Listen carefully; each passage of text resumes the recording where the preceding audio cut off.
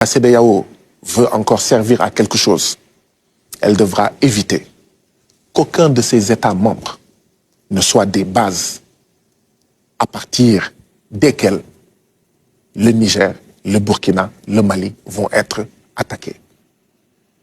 La CEDEAO devra veiller à ce que ces États membres ne soient pas des bases de repli des terroristes. On va revenir sur la mission que vous avez à faire au Parlement de la CEDEAO, mais sur votre discours anti-français, connu de tous, aujourd'hui, le constat est clair. La France ne dégage pas. Le CFA est toujours là, de même que les bases militaires françaises. Il n'y a que vous, ainsi que d'autres, qui connaissez mon discours anti-français. Moi, j'ai un discours anti-impérialiste. Anti-français et anti-impérialiste. Particulièrement anti-français et anti-impérialiste, ce n'est pas la même chose. Anti-français, ça veut dire que je suis contre la France. Anti-impérialiste, ça veut dire que je suis contre l'impérialisme. Et parmi ces impérialistes-là, il y a l'impérialisme français. Ouais. Dire qu'il ne devrait pas y avoir un seul soldat français sur le territoire sénégalais, et c'est ma position, ce n'est pas être anti-français. Considérez-vous que c'est être anti-français? Non. Non. Est-ce que les Français, l'État français est anti-sénégalais en n'acceptant pas un soldat militaire sénégalais en France? Non. Je suis sûr que vous ne diriez pas que l'État français... C'est quoi alors? C'est un discours anti-impérialiste. Et la France est l'ancien pays colonialiste, non? Écoutez, en 2014, la France. En 2014, j'ai coordonné une coalition qui s'appelait Non pour les accords de partenariat économique avec l'Union européenne. Donc je suis anti-Union européenne. C'était pas la France. Mais particulièrement, nous, on a affaire à la France. Oui, voilà. Mais je suis en train de faire de la déconstruction. D'accord. Pour dire, que vous n'êtes pas contre la France. Attention à ne pas utiliser les mots qu'utilise la puissance impérialiste française pour attaquer, dénigrer, étiqueter ceux qui sont pour la souveraineté. Parce que c'est la France qui utilise anti-français. Ce sont les États-Unis qui utilisaient anti-américains contre les Viet Cong qui se battaient pour l'indépendance. Mais c'est parce qu'ils se sentent visés dans ce combat-là que vous menez. Oui, mais moi je serais journaliste. Moi je serais journaliste, je ne dirais pas anti-français. Bon, disons... Parce que c'est le discours. Parce que c'est un parti pris. En disant anti-français, c'est un parti pris.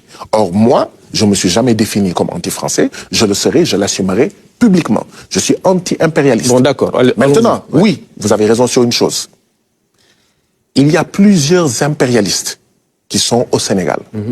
Mais l'impérialiste le plus fort, c'est l'impérialiste français. Oui. Parce qu'il n'y a pas de base militaire allemande. S'il y avait une base militaire allemande au Sénégal, je dirais militaire allemand, rentrez chez vous. Ouais, on se comprend alors. S'il y avait une base militaire, mais dire militaire allemand, rentrez chez vous, ce n'est pas être anti-allemand. C'est être tout simplement patriotique, panafricain. Ils sont toujours là, voilà, c'est la question. Oui, mais je voulais juste, quand même, pour ceux qui nous regardent, comprendre que nous ne sommes pas anti-français, nous sommes anti-impérialistes, et oui, nous sommes pour la décolonisation de nos affaires monétaires. Ce franc CFA, c'est une monnaie néocoloniale. Nous sommes pour la sortie de tous les soldats français, pas la réduction, comme le dit Emmanuel Macron. Nous ne nous battons pas pour la réduction des soldats français au Sénégal, mais pour qu'ils s'en aillent tous. Maintenant, oui, j'ai dit tout à l'heure, nous avons 4 mois. Nous n'avons jamais dit que si nous sommes élus, dès la première semaine, dès le premier mois, dès le premier trimestre, dès le premier semestre, l'armée française allait sortir. Nous n'avons pas dit que dès le premier semestre de notre élection, nous allons décoloniser nos affaires monétaires. Nous avons dit, si vous nous faites confiance et que vous nous élisez, d'accord, les bases militaires françaises vont partir, nous allons sortir de cette monnaie néocoloniale. Nous sommes toujours dans cela. Monsieur Nying, n'oubliez jamais une chose. Nous avons pris un État qui est néocolonial. Le président Bassirou Diomaye Diakhar Faye est élu. Il lui faut déjà décoloniser cet État. Il est en train de s'y atteler depuis son élection. Les membres du gouvernement nommés, les directeurs nommés, ce qu'on a appelé les chamboulements dans la justice, les chamboulements peut-être dans la police, dans la gendarmerie. D'accord? Nous sommes en train de procéder, ce n'est pas encore fini, à la décolonisation de cet État. Ouais. Parce que personne ne peut faire les ruptures et transformer un État, un pays, en utilisant tel quel l'État dont il a hérité. Les prochaines élections législatives seront déterminantes. D'accord. Je dis beaucoup des ruptures, y compris monétaires, qui vont être faites. Certaines passeront par la case Assemblée nationale. Nous sommes encore minoritaires là-bas. D'accord. Donc, vous en êtes au début. Ce qu'on peut retenir, c'est que ces réformes que vous avez envisagées concernant le franc CFA ou les bases militaires, ça va se faire? Vous pensez que la sortie du CFA va se faire? Rien n'a changé. Maintenant, oui. Par quelle procédure? D'accord? Par quelle tactique? Je crois que le gouvernement a ces considérations-là sur sa table. Est-ce que c'est par le biais de la monnaie unique ou commune de la CEDEAO? Est-ce que c'est par le biais d'une sortie du Sénégal de la zone franc CFA, etc. Je crois que le gouvernement est en train d'étudier. Mais ça va se faire, vous en êtes sûr? C'est ce que nous avons défendu. C'est ça la position aujourd'hui encore. Et c'est ce que nous défendons. Et c'est ce qui va être réalisé. Ouais. Pour le moment, le Sénégal et le président Bassirou Diomaye Faye particulièrement sont choisis pour essayer de recoller les morceaux. On sait qu'il y a une crise entre la CEDEAO et les pays de l'AES, le Mali, le Niger et le Burkina Faso. Comment voyez-vous cette médiation? Est-ce qu'elle a des chances d'aboutir selon vous? Je ne sais pas quels sont les objectifs de cette médiation. Je ne connais pas quels sont les objectifs de cette médiation. Est-ce que l'objectif de cette médiation confiée au président Bassirou Diomaye Diakhar Faye, c'est de ramener dans la CEDEAO le Burkina, le Niger et le Mali? C'est l'idéal, c'est ce qui est voulu. C'est pour ça que je dis je ne sais pas. Mais si c'est cela, je ne crois pas à court terme, à moyen terme. Au moins, je ne crois pas que cela soit possible. Parce que malheureusement, cette CEDEAO-là a créé ces dissensions, a créé sa scission. En n'étant pas aux côtés des pays en proie au terrorisme. Une partie du terrorisme manipulée par des pays impérialistes, dont la France. Quand ces pays-là ont eu besoin de la CEDEAO n'était pas là. Et vous me permettez d'ailleurs de présenter mes condoléances à nos sœurs et frères du Mali, qui ont vécu plusieurs attaques dans la dernière période avec beaucoup de morts. Ouais. Je leur exprime ma solidarité et j'en profite aussi pour dénoncer fermement ce que l'ambassadeur d'Ukraine au Sénégal a eu à dire comme propos, soutenant de manière décomplexée des groupes terroristes au Mali. Le Sénégal ne sera jamais, ne devra plus être, s'il l'a été un jour, un endroit à partir duquel on va tenter de faire tomber des régimes, on va tenter de saper, en fait, un État comme l'État malien. Cela étant dit, je crois que c'est la CEDEAO elle-même, à partir de la posture néocoloniale de ces chefs d'État, qui ont créé cette dissension et qui ont provoqué le départ du Mali, du Burkina et du Niger. Est-ce que le président Bassirou Diomaye Diakhar Faye pourra les ramener? Je ne crois pas. Vous êtes pessimiste. Je ne crois pas. Mais encore une fois, je dis, je ne sais pas, est-ce que c'est cela la mission?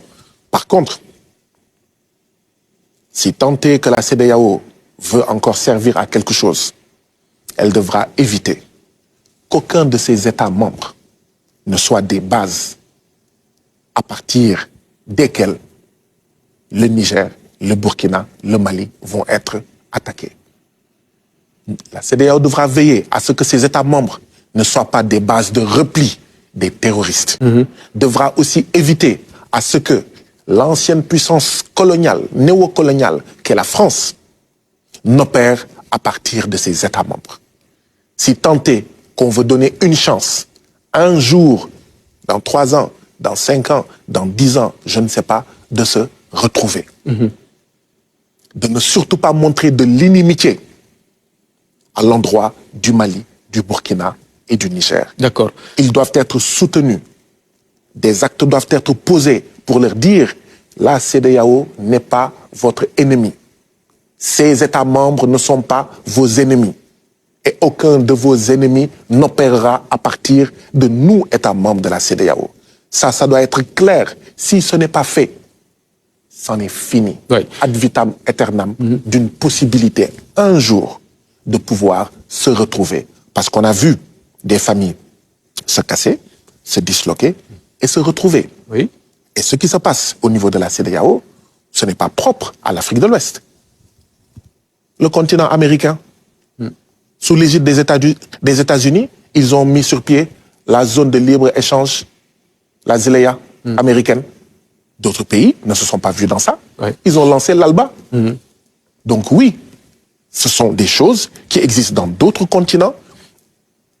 J'aurais souhaité que ça n'arrive pas en Afrique de l'Ouest, mais, comme j'ai dit, par la turpitude de nos chefs d'État, cette dissension, cette scission a été créée. Oui, Maintenant, il faut voir comment poser des actes afin que, dans un avenir que j'espère pas très loin, qu'on puisse se retrouver. Mais à court terme, des choses ont été faites extrêmement graves qui ont fait que ces 3 pays sont partis. Alors, vos reproches faits à la CEDEAO, on l'entend d'ici au niveau du Parlement de cette communauté à Abuja. Vous avez été très critique à l'endroit des chefs d'État ou de certains chefs d'État. D'ailleurs, vous le disiez tout à l'heure, ça n'a pas été apprécié par certains de vos collègues. C'est dire que c'est un peu gênant, c'est une posture qui ne sied pas, non? Quand un voleur vole, et vous le traitez de voleur, vous pensez que ça va plaire au voleur? Non. Ça ne plaira pas à un voleur. Donc, surtout, s'il n'a pas une démarche d'humilité, une posture d'humilité consistant à dire « oui, j'ai eu à voler, je vais changer, je vais me transformer ». Vous savez, je n'ai pas critiqué fondamentalement des chefs d'État. J'ai critiqué des pratiques. Bien sûr, ces pratiques sont posées par des chefs d'État. Mais c'est un discours qui gêne. Aujourd'hui, vous êtes un député CEDEAO représentant le Sénégal, oui, mais votre coalition au pouvoir aujourd'hui. Lorsque vous avez certains propos à l'endroit de certains chefs d'État, forcément, au plan diplomatique, ça peut être interprété, ça peut gêner. Nous sommes à la 6e législature du Parlement de la CEDEAO. Quand nous sommes arrivés, nous, nouveaux députés, même anciens députés, nous, nouveaux députés, nous avons prêté serment. Et dans cette prestation de serment, nous avons dit que nous allions servir les peuples de la CEDEAO. Nous n'avons pas dit que nous allions servir un chef d'État ou des chefs d'État. Nous n'avons pas dit que nous allions servir un État. Nous sommes les députés de la CEDEAO. Et donc oui, quand je vois des tripatouillages de la Constitution dans un pays, que ce soit le Sénégal ou un autre pays de la CEDEAO, je le dis, je le dénonce. Quand je vois des traitements inhumains et dégradants, des militants arrêtés, disparaissant mystérieusement, oui, dans un pays, je les dénonce. Vous ne pensez pas aux relations diplomatiques entre le Sénégal et ces pays-là? Je pense aux relations entre les peuples. Pour des questions domestiques, parce que c'est de cela qu'il s'agit, c'est des questions qui les concernent peut-être. Non, il y a 2 postures. Il y a ce qui se passait avant et il y a la direction vers laquelle nous devons aller. Qu'est-ce qui se passait avant? C'est ma lecture. Vous, députés du Sénégal, vous ne dites rien sur nos pays. Et nous ne dirons rien sur votre pays. Est-ce que c'est comme ça qu'on arrivera à édifier une CEDEAO des peuples? Je ne crois pas. Il faut que les gens, notamment les députés des peuples de la CEDEAO, aient le courage de dire telle chose n'est pas bonne, il faut arrêter ces histoires de 3e mandat, il faut arrêter ces tripatouillages constitutionnels, il faut arrêter ces pratiques de présidents qui veulent s'éterniser au pouvoir, qui tuent leur peuple. Donc vous ne comptez pas arrêter, vous allez poursuivre cette dynamique au Parlement de la CEDEAO? Pourquoi je vais arrêter? Moi, j'aurais compris comme disent, ce que vous dénoncez n'est pas vrai. Ce que vous critiquez n'est pas vrai. Ce sur quoi vous attirez l'attention. Et vous ne mesurez pas les conséquences non plus, parce qu'il y a eu des répliques et des attaques assez salées, hein, des collègues qui vous ont carrément attaqué là. Si je mesure les conséquences, oui. Vous savez c'est quoi les conséquences? Oui. Aujourd'hui, en Afrique de l'Ouest, il y a 40 millions de personnes menacées de famine. Ces conséquences-là m'importent plus que les relations diplomatiques, que les vétilles de certains de mes collègues. 40 millions d'Africains de l'Ouest menacés de faim, dont 16 millions d'enfants de moins de 5 ans. Cela m'importe plus que les djofours de certains de mes collègues et les djofours de certains chefs d'État. Merci.